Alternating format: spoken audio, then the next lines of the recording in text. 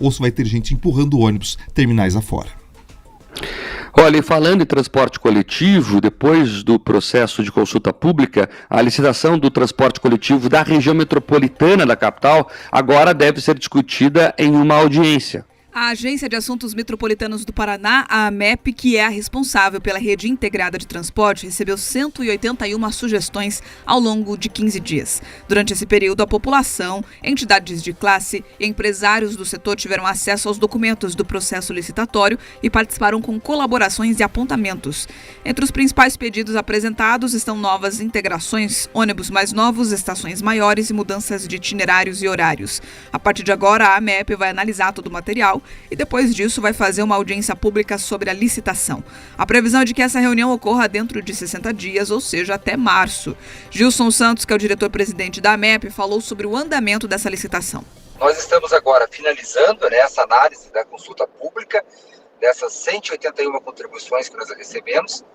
Na sequência, ao findarmos essa análise, nós vamos disponibilizar esse material para que ele fique público também a toda a sociedade e vamos marcar a audiência pública, é o próximo passo. Nós acreditamos que nos próximos 60 dias nós estaremos realizando essa audiência pública, que vai ser presencial, uma apresentação, então nós temos que divulgar bem isso, o local, a data, o horário, para que as pessoas possam se organizar para participar. Então a gente acredita que ela deva ocorrer aí dentro do mês de março. E na sequência nós teremos ainda aí a análise do material por parte da Agência Reguladora do Estado, da Procuradoria-Geral do Estado, para que lá na frente a gente faça efetivamente o lançamento do edital. É a primeira vez que ocorre uma licitação para o transporte coletivo da região metropolitana desde a implantação dessa rede integrada há 27 anos. A rede integrada atende hoje 19 municípios, além de Curitiba. E uma das novidades do edital é a inclusão de todas as cidades que compõem a região metropolitana, ou seja, passando de 19 para 28. Hoje, cerca de 70% dos passageiros que seguem para Curitiba usam a rede integrada de transporte. O período de contrato previsto na licitação é de 12 anos, estabelecendo a entrada de frota nova que responda aos quesitos de sustentabilidade ambiental. Entre outras implementações, todos os veículos devem ser equipados com Wi-Fi. Essa consulta pública é importantíssima. E você veja que o povo quer coisa boa, Bia. Exigiram lá, querem Wi-Fi, querem ar-condicionado nos veículos, querem ônibus confortáveis, e tem que ter tudo isso mesmo. Político que acha que o povo agora vai suportar ser tratado como gado, como qualquer coisa nesses terminais, nessas latas de sardinha, se dá mal. E se dá mal de todo jeito, porque as pessoas estão optando por não usar mais os ônibus. Quem pode, não usa.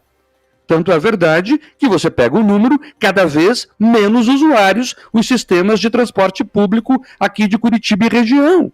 Porque as pessoas têm outras opções, elas vão de Uber quando podem, elas se cotizam em caronas solidárias para fugir.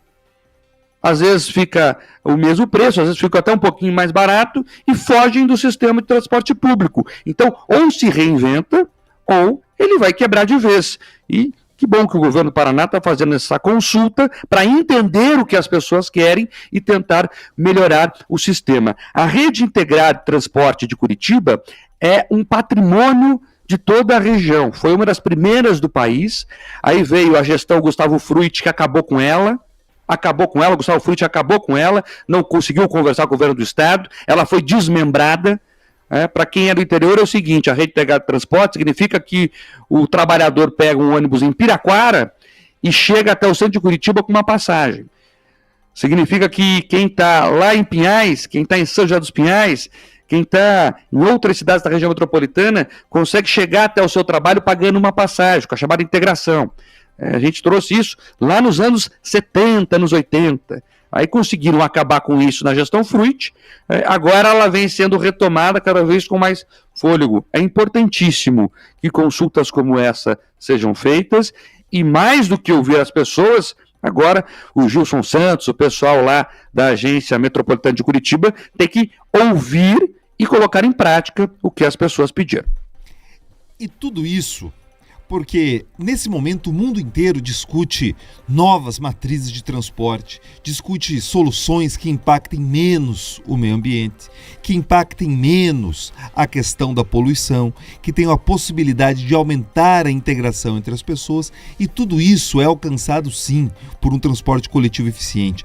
Todos esses grandes gestores, quando viajam o mundo afora, se encantam e falam: meu Deus, você percebe que as pessoas usam, não só a classe trabalhadora, mas a classe média, profissionais liberais tomam conta do transporte coletivo. Isso só acontece porque, primeiro, você tem um transporte eficiente, previsível, ou seja, a pessoa sabe que naquele horário ela vai conseguir pegar o ônibus e vai conseguir chegar no seu trabalho com o mínimo de conforto, sem estar ali, né, sujeito às mais variadas crises possíveis, tanto de segurança quanto de salubridade ali, questão do conforto térmico, a possibilidade de conectividade através do Wi-Fi. Enfim, é fundamental que essas medidas inovadoras elas sejam incorporadas, porque parte do que as pessoas têm fugido do transporte coletivo tem correlação com o preço? Tem, mas tem correlação também com esses fatores que eu falei aqui. Ninguém quer entrar no ônibus e ser assaltado, ninguém quer entrar no ônibus e correr o risco dele quebrar, de não conseguir chegar no seu trabalho e ter ali muitas vezes o ponto descontado.